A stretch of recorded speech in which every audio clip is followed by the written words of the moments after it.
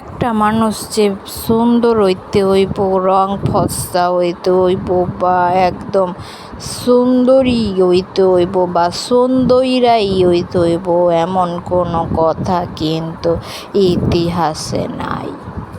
আপারা বাইরা, আপনারা সবাই একটা কথা মনে রাখবেন যে একটা মানুষ দেখতে যতই সুন্দর আর অসুন্দর হোক না কে, তার মনটা কেমন, তার মনটা কি বালা নেহি খারাপ।